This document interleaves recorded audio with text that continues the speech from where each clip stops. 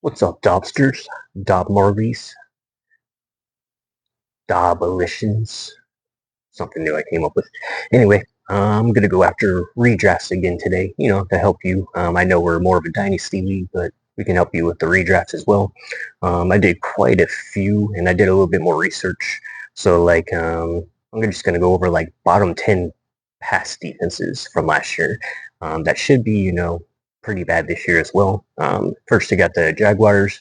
Yeah, they got Travis Hunter, but I don't think he's going to make that big of a difference for that pass defense. So, I mean, he'll play corner, but I don't. By the looks of training camp, by the looks of preseason games, he hasn't been covering very well. So, and he's a rookie. Like you can't just count on a rookie like that. The Bucks, they actually drafted two rookies for the first time, so like at least they have addressed that situation. They're still going to give up a lot of points through the air if they don't get to the quarterback. So I think their pass defense is going to remain still in the bottom 10. The Vikings, they've been suspect for years. Even the Bears can pass on them. That's like the past 3 years, and that's pretty bad. The Saints, they're just a trash team. Sorry, Saints fans. Like, you guys are going to go through it for the next 5 years, probably, unless Tyler shows the man, but you never know. Anyway, the Colts. They've been pretty suspect since they lost my head coach Eberflus, because he is a good defensive-minded head coach, and he actually went to the Cowboys. And I had the Cowboys on still on my bottom 10 of pass defense. I still think they will be bottom 10, but you never know. I think Eberflus is a really good defense coordinator. He did change our defense into like a top 10 defense for his first or all of his years that he was there. So he did do his job on that aspect. He just wasn't a really good head coach or didn't have any like offensive schemes or anything. Anyways, Buffalo Bills, probably because like they score so many points, so their pass defense gives up a lot. The Bengals, their defense is just atrocious. They might actually be the worst defense on this list. The Packers, they lost Jair Alexander. Even before that, their defense is kind of suspect anyway the past couple of years. So I think the Packers will be in the bottom 10 for pass defense. And then the Miami Dolphins, of course, they lost Jalen Ramsey, but they've also been suspect for the past 2 or 3 years, and the pass defense and just defense in general. So I'll rename them bottom 10 defense, pass defense, taking stats from last year as well as my opinion for this year. Jacksonville Jaguars, Tampa Bay Bucks, Minnesota Vikings, New Orleans Saints, Indianapolis Colts, Buffalo Bills, Dallas Cowboys, Cincinnati Bengals, Green Bay Packers, and Miami Dolphins. For the bottom, I'll get to why this is important. For the bottom 10 rush defense, New Orleans Saints, they didn't do anything to address the defensive line of note, so they're still going to have a terrible rush defense. Cowboys, Eberflus could change it, but he still never built a defensive line for us when he was with us, so I kind of think they're still going to struggle with the run. The Bears, we cannot stop the run, save our lives. So I was watching our preseason games. We still can't stop the run. In training camp, we still can't stop the run. We don't break, but at the same time, like we still give up a lot of yards. So that's very interesting. We were number one last year in pass defense, and in terms of we've only gave up 7 pass touchdowns last year, which is pretty good.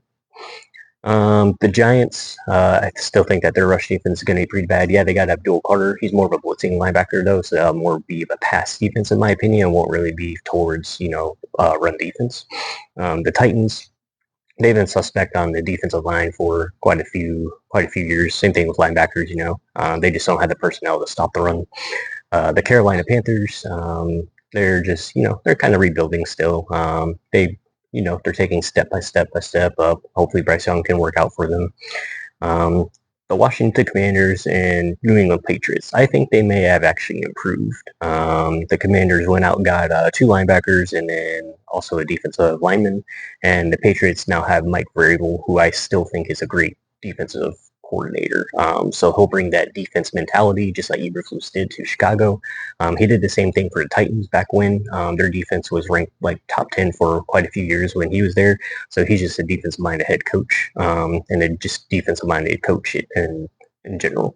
So I think they're a little bit improved, so they might not be in the bottom 10 rush defense, but I put them on here just in case. I couldn't really, like if you look up like rush defense from last year, everybody's pretty close after like the bottom 3 to 5 people, pretty much after Chicago. It's like pretty even like across the board from like teams 8 through 22 or so. So like it's like by maybe under 100 yards for each one giving up, the yardage. The Rams kind of had trouble stopping the run. I still think they will have a little bit of trouble. They might improve a bit. That they can definitely pass rush though, so they can get to the quarterback, but the run defense is. Eh. And then the Bengals, like I said, Bengals haven't done anything. They're still not going to pay Trey Hendrickson, and that's Bengals. They're just they're just a mess.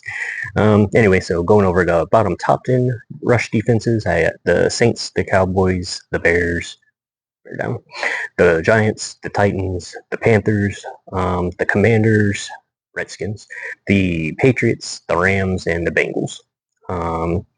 So anyway, this kind of matters because like I'm going by like who will help you most in the playoffs. So like I made a small list of like receivers and running backs that will help you in the playoffs.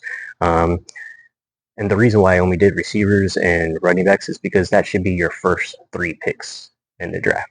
And I'll go over that in a minute. Anyway, Ted McMillan, he's playoff friendly this year. When they gets to weeks 14 through 17, he has a pretty easy schedule. He's 6'5", huge target, should get some touchdowns. Michael Pittman and Josh Downs, whichever one you prefer. It just all depends who's going to throw it to him. Even with Daniel Jones there, he's better than Anthony Richardson at throwing, but I mean that's not saying much. No offense to Richardson, but both of them, the Colts, basically have a playoff-friendly pass defense at the end. So it would be Michael Pittman, Josh Downs. CeeDee Lamb has a playoff-friendly at the end of the season, weeks 14 through 17. Jamar Chase / T. Higgins as well. And then Tyreek Hill and Jalen Waddle. The thing about Tyreek Hill and Jalen Waddle, though, is Tua has to be healthy. Without Tua, they don't really have anybody. I assume when Tua gets hurt, that they're going to put in Quinn Ewers, just to see what they got. Because I feel like they're gonna have to do a whole rebuild with that team as soon if they fail, as I think they will this year. Interesting enough, when I was reading up on the Dolphins, it seems like they just lost all confidence. Like, and it might be a Mike McDaniel thing too. Like, I feel like he's gonna get fired, and that whole team's gonna get rebuilt from the ground up. We'll see. That's just my opinion. DOB Dynasty, doing our best. No experts. There are no experts. You never know what's going to happen in the NFL. You think some team looks good on paper and it just doesn't work out, or some team looks terrible on paper and something happens and they click. Running backs. I have Alvin Kamara. He's playoff friendly. They're going to pass it a lot, so he'll be in a lot of like third down situations where he'll be a receiving back. I have a feeling he's going to, unless barring injury, he's going to have like a huge receiving year, maybe even like Matt Forte style or Marshall Faulk style, where it's like 100 receptions and like over 1,000 yards. Like he might actually do that this year. James Cook has a playoff friendly schedule, so that's another top pick that you can pick. Josh Jacobs has a playoff friendly schedule for running, and then Christian McCaffrey has a playoff friendly. I was trying to find like some sleepers in there. There wasn't really too many that I could find that had like at least 3 out of the 4 games out of week 14 through 17 be pretty playoff friendly. So anyway, so what I did is this is how I would take the draft. So your first 3 picks should be a receiver, running back, or running back, and then Brock Bowers in your 3rd round. Brock Bowers is his own category. Brock Bowers, he's he's going to put up a lot of points, and I feel like the tight ends are so, so close together in terms of like fantasy points. Of course, you have the Travis Kelce's and David Njoku's and Mark Andrews. I don't know. I feel like he's done too. George Kittle. You have all those, but I feel like Brock Bowers is just a whole tier above them now, just because of his youth, and the Raiders are going to use him a lot as they used him a lot last year. Like over 140 something targets is ridiculous for a tight end. Anyway, so for my more favorable first that I would pick, I would target Jamar Chase or CeeDee Lamb. You know, kind of like those were the two that I would pick if they were there. But I mean, like any of those other first rounders, Bijan Robinson, Jahmyr Gibbs, like any of those, top tier people who are supposed to go in the first round, pick them. But I mean, like if I have a chance to get Jamar Chase and CeeDee Lamb, I'm probably going to pick them. It all depends on your preference too. If you want a running back at the first round, go for it. Like that's you can't go wrong picking a running back in the first round. Like a good one like Bijan Robinson or Jahmyr Gibbs, something like that. In the second round, my more favorable seconds would be Malik Neighbors and Josh Jacobs. I'm kind of confused why Malik Neighbors. I've done about 5 or 6 like redraft mock drafts, and Malik Neighbors keeps falling to the second round, which is crazy to me. This is 12-team leagues, by the way, just because I noticed like no one really plays 10-team leagues, and the 12 teams you have like more or less people to choose from. It's harder, basically. But Malik Neighbors keeps falling to the second, so he might go like in the early second, but he'll be there. That would be my favorable pick. And then Josh Jacobs. I think you can get Josh Jacobs like all the way at least until like 2.08, something like that. But I would definitely pick Josh Jacobs in the second round. Third round, I'd go Brock Bowers, of course, talk about him, and then Mike Evans or Garrett Wilson. I noticed Garrett Wilson is falling, and I already went over this. Like I said, Justin Fields is going to fuck up everything. Like, no offense, I love Justin Fields, but he's just not a quarterback. Sorry. But Garrett Wilson will get his. Like, he's had shit quarterbacks his entire career, and he's still blown up. Like he's that dude. So he's gonna get his no matter what. So you can expect Garrett Wilson to be there in the third, even at like even the last pick, maybe 3.12. Like, so Brock Bowers, Mike Evans, Garrett Wilson, those will be my favorable third rounds. Some favorable fourth rounds, James Cook or Alvin Kamara. Can't go wrong with either one. So like they're usually there, at like even like 4.08 or so, so you should be able to get one of those two. And then in the fifth, I got Ted McMillan and Aaron Jones. Aaron Jones, because I specifically think that he's going to have a good year for his receiving. Yeah, I know they have Jordan Mason, and they're probably going to pass it more with Justin Jefferson, but don't forget Aaron Jones is also a receiver out of the backfield, and I feel like JJ McCarthy is going to, rely on him a little bit more. So those are my favorable. So if let's just say like I had pick, I think CeeDee Lamb could drop to like 5 at the least. So let's just say I have like pick 5. I go CeeDee Lamb, Josh Jacobs, Brock Bowers, Alvin Kamara, and either Ted or Aaron Jones. I could also go any quarterback there. I think Josh Allen would be gone, and Joe Burrow too. Those would be the best 2 to pick. So I might pick like Patrick Mahomes there as well. So you can pick like Patrick Mahomes in like the 5th round or whatever. The good thing about Patrick Mahomes this year, though, is like he's going to have a fully healthy receiver. Rashee Rice is at least playing in the first 4 games. So at least you'll have Rashee Rice, Xavier Worthy, and then Travis Kelce, of course.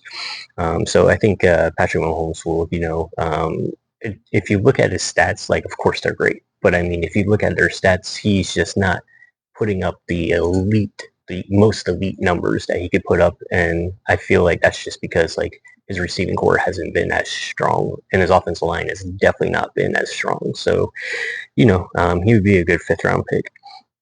So anyways, yeah, so I would have, 2 receiver, 2 running backs, and a tight end. and then you could pick receivers from there. And that's basically most of my sleepers, and I consider sleepers after like the 6th round. So some of them that I would pick up the 6th round would be Emeka Egbuka. He'll go like all the drafts I did. He went 6th or lower, and that's a really good prime spot to pick him is in the 6th round. Roma Dunze, that's my boy. Bear down. He's gonna have a breakout year this year. I don't know. I can just feel it. He's just trust me on this. Can't go wrong with either one. I don't mind if you pick a Egbuka or a Dunze. In all honesty, I would probably pick Egbuka over a Dunze. And I know that because Baker Mayfield and the Bucs offense have already proved that they can score with or without Mike Evans, with or without Chris Godwin, and like having Emeka Egbuka there, that's good. And then I had Jordan Addison. He usually goes in like the 8th. He's suspended for the first 3 games this year, but that's okay. I'd still take him in the 8th or lower. He's a good receiver. JJ McCarthy may or may not be able to give it to him, but he's worth a chance at the 8th round or lower. Deebo Samuel, 9th or lower. That's what I notice. Typically, he goes in the 9th round or lower. Same thing with Darnell Mooney. Either one is a good pick. Deebo Samuel or Darnell Mooney. I only like Deebo Samuel because I feel like that's what the Redskins are kind of missing. Is like the not necessarily the flats, but the inside, and that's what Deebo Samuel is going to do. He's going to run in the inside, slants, what's it called down unders, yeah. So under routes, he's going to run a lot of those. So I feel like Deebo Samuel is going to have a big year this year. Chris Godwin, if you missed on the Egbuka, and let's say you pick Roman Dunze, pick Chris Godwin. He's going in 10th round or lower, and that's because he's coming back from injury, so he'll be there at the 10th round or something. And best case scenario, you could just put him on your IR until he gets back. So then you have an extra spot to pick somebody like later in the rounds or whatever. First quarterback, Jordan Love, at the 10th or lower. I feel like like I said, I feel like the Packers defense is going to be very, not top 10 very much at all, but they are going to be like, not that good. And then, so Jordan Love will probably have lots of chances to score. And then Cooper Kupp, you can get him 10th or lower. Cooper Kupp, I feel like is just going to have a monster year.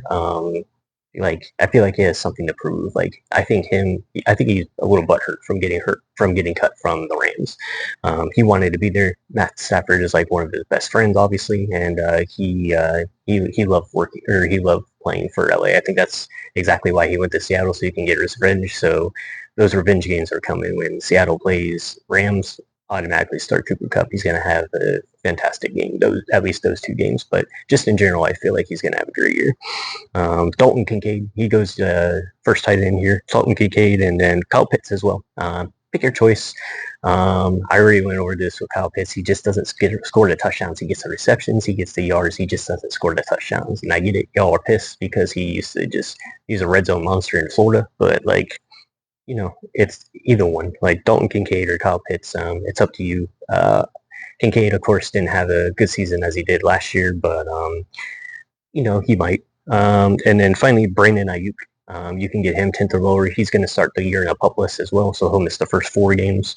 Brandon Ayuk can be a good steal, like in the later rounds. And then just another random sleeper that I can name is, and you can pick him in the 12th. I don't think I even seen him get drafted ever. Is Joshua Palmer. Sorry, he likes Joshua. Anyway, he's on the Bills now, and they might actually use him. We're doing a deep sleeper show for Dynasty this coming Monday. Me and my friend, and he's on my list. So him and actually Cedric Tillman. Both of them I don't see really going in these 12 team picks. So I would go with, or 15 rounds, but I mean, you have to pick a kicker in a defense. So, there's an extra spot. So Cedric Tillman and Joshua Palmer, those are some pretty good, sleepers as well. Hopefully that helped. Good luck in your drafts. I feel like Jamar Chase and his CeeDee Lamb is the best 2 or the best one if you when you have a first round pick. Like obviously, if I have 1.01, I'm going Jamar Chase regardless, no matter what. 1.02, I can go Gibbs, I can go Bijan, or I can go like CD Lamb or somebody like that, or Justin Jefferson. Sorry, but I can go one of them. But that's about it. So like, thanks for listening, and I appreciate you guys. Let me know if you have any questions, recommendations, answers, anything in there. Thanks.